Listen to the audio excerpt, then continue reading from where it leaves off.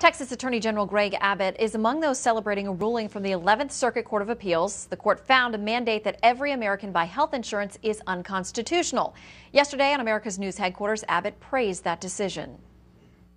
Liberty itself is on the line in this case, in addition to the limited form of government, the form of government that we know that we've inherited under the Constitution. This is such an incredibly important case.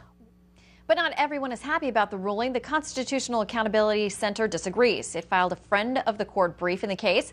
Elizabeth Wydra serves as chief counsel for the Constitutional Accountability Center and joins us now to talk about this case and where it goes from here. Elizabeth, thanks for coming in today. It's great to be here with you, Shannon. Okay, so now we have two different circuits, these courts just one level below the Supreme Court, that disagree. The 6th Circuit said constitutional for the individual mandate. 11th Circuit said not so. You think the 11th Circuit got it wrong? I do think the 11th Circuit got it wrong, and I think the 6th Circuit, in particular George W. Bush nominee Jeff Sutton, a conservative superstar, got it right in his opinion, upholding the individual mandate as constitutional.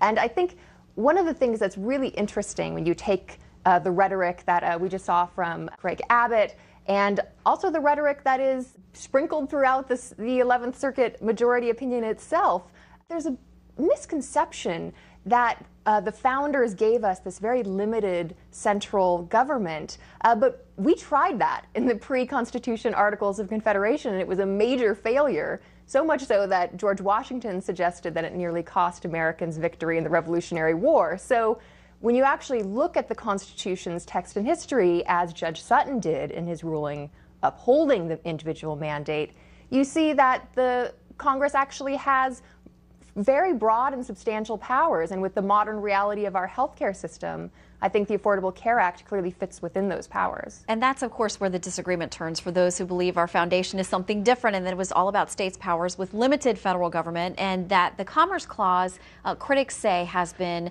stretched beyond what it was intended to do. So how do you answer those who say, listen, if the government can force you to buy health insurance, they can force you to buy broccoli or anything else? Well, absolutely not. These ideas about big government run amok if we have the individual mandate upheld as constitutional are completely baseless. The Constitution itself provides the limits to federal power. So to say that there aren't any limits is ridiculous. There are limits in the Commerce Clause itself. The text says among the several states. So the problem that Congress is addressing under the Commerce Clause must be truly national in nature and one that states cannot solve on their own. In addition, the entire Constitution is a limit on Congress's power under the Commerce Clause. There can't be any action under the Commerce Clause that violates another portion of the Constitution. But there's no constitutional right to shirk your responsibility to pay for your medical care and instead shift the costs onto your neighbor.